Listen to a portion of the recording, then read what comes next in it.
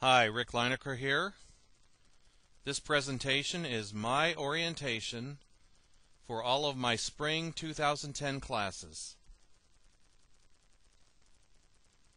It's easy to get a hold of me.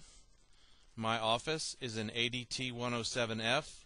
Of course, many times I'm in ADT 116. There are two email addresses, leinecker@rockinghamcc.edu or rick@jsventures.com. Office phone 336-342-4261, extension 2188. And finally, I have a personal website at rickleinecker.com.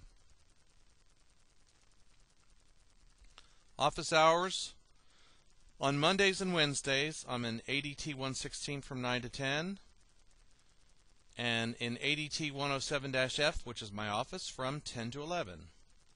And on Tuesdays and Thursdays, I am in ADT 116 from 9 to 10.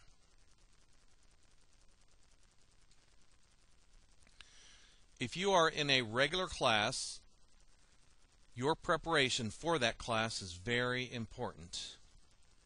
Here is what is expected of you. Quiet time is expected when the instructor is taking roll. You must have a flash drive. You must have writable CDs with you.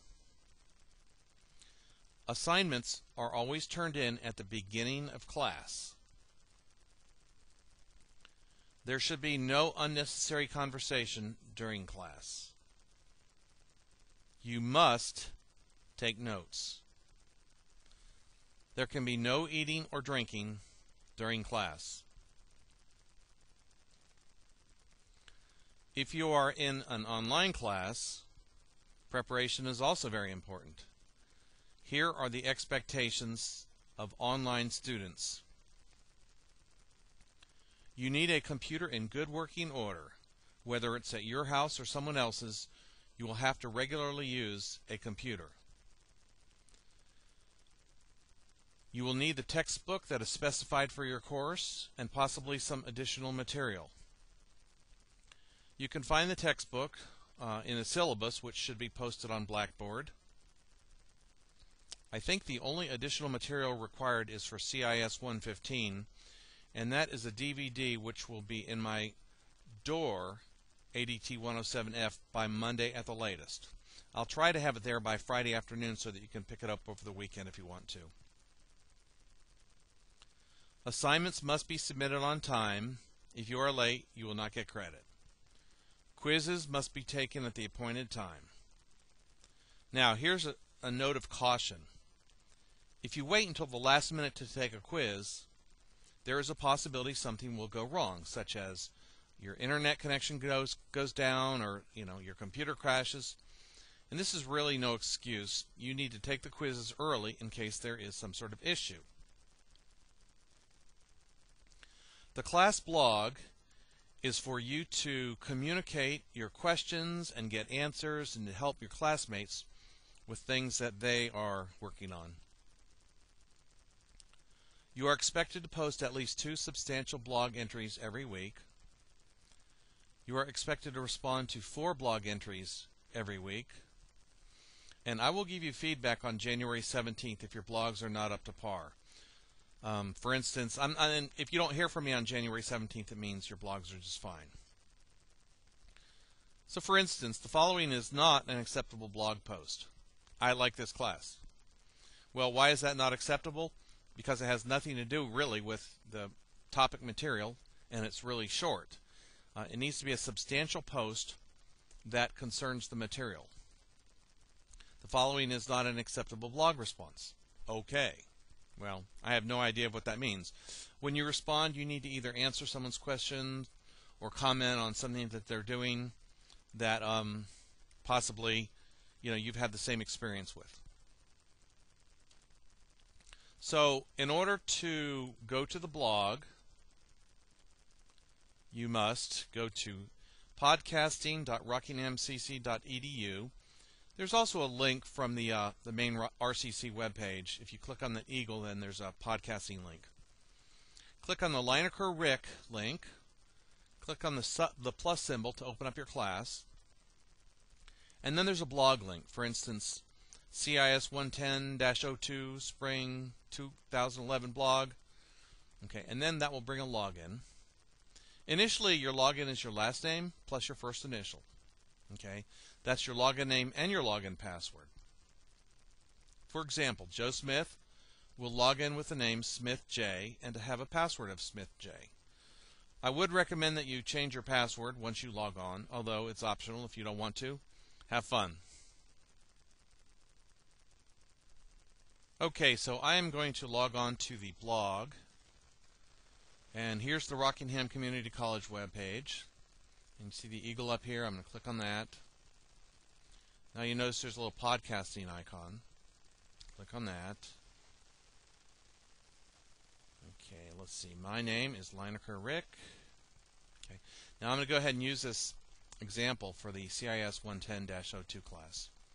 Click on this little plus symbol here, and you'll see the link. Click on the link, and I happen to have a login for Smith J.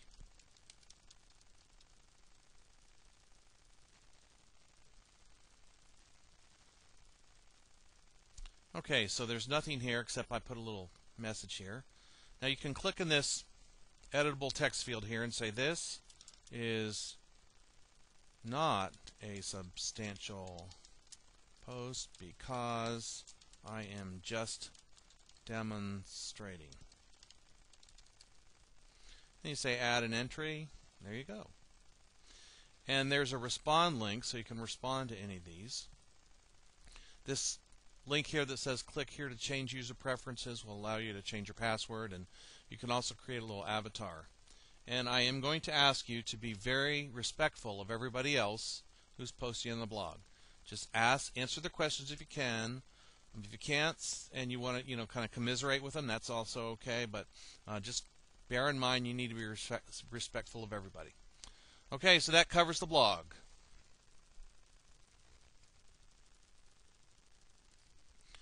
Whether you're in class or online, you're still going to need some Blackboard skills, and here are the ones that you need to have. First, you need to know how to log into Blackboard. And if you can't do that, I actually can't help you because I don't have access to your username and password, but Technical Services does, and you can call the campus and find that out, and they will be glad to help you. You will need to know how to take quizzes. However, this is a really easy thing to do. Most of you have already used Blackboard. There are online instructions for this. Okay. You also need to know how to submit to the digital Dropbox. And go ahead and post in your blog or anything if you have a lot of trouble with that. And if you do have trouble with that, then we'll go ahead and maybe have a lesson on it or something like that. But I'm going to trust that it's fairly easy. You'll also have to read your assignments on Blackboard too, because that's where they're going to be. So how do you get help in this class? Well, the best way is to post your questions and problems on the blog. A lot of times you'll get an answer really fast from another student. I usually only check once or twice a day, so students are on more often than me, and they will probably get your question answered faster than me. You can also send me an email with a question, but the turnaround time on an email from you is going to be a lot longer. I get a lot of emails every day, so it's going to take me a long time to get to your email. It might take me a day or so. Google your question. This is extremely important. You can probably answer most of your questions on your own, and that's really the best way to do it. You can read your textbook, always a good idea. You can read the syllabus if it happens to do with procedures and so forth. And another method I highly recommend is search for a very helpful YouTube video. This is great. YouTube has a video covering almost everything. Now, this is a sensitive subject, plagiarism. This is bad, very bad. Do not plagiarize someone else's work. What is plagiarism? Copying someone else's work without citing them. For instance, if you do a copy and paste on the internet, you copy from the internet into your assignment, that's bad. That's plagiarism. Now, sometimes I will give you permission to do that just because we are practicing and it's not an assignment where I require your original work. If I specify it's okay just to do a copy and paste, then you're all right. If you have any question on what plagiarism is, I have a Wikipedia link here, and you can find out and check it out for yourself. You can just go to wikipedia.org and search for plagiarism. Here's the bad part. If you're guilty of plagiarism, at the very least you'll fail the assignment. I found in the past if I fail someone, then the rest of the semester is miserable. But in most egregious cases, you'll be disciplined by the Vice President of Student Services and probably removed from the class. So I just don't think it's a good idea for you to do any plagiarism. It's really bad. So here are some tips for success. Many classes are podcast. That means after I talk and I record, then I post those online where you can listen to them again. So if you need to review, you can. You need to be on time to and attentive for class. Okay? So when you get to class, sit down, get ready to work right away. Okay, do not wear any kind of earphones or headphones in class. Now, of course, if you're taking this online, doesn't really matter. Have fun. Bring materials for class, including books, CDs, flash drives. Do not wear hoodies or hats in class, and do your homework. And doing your homework is important whether you're online or in class. You also have to study for tests. I know students think that just by coming to class or reading their assignment, they're okay, but you actually have to study. I am available in ADT 116 from 9 to 10, Monday through Thursday, and that's your best time to get a hold of me and ask me questions. I can help you if you've tried everything and have gotten stuck. But the first thing I'm going to ask you if you come into the lab is, tell me what you've done to figure it out for yourself, because that's a really important step. You really do need to take the steps to answer your own questions first. A very important skill in the world of IT is problem solving. So you are encouraged to seek solutions to all problems on your own. If you get a job, there won't be someone else to ask. I can guarantee you I've had a million IT jobs, and the buck stops with me when I'm facing a technical problem. Anyway, best of luck and have a great semester.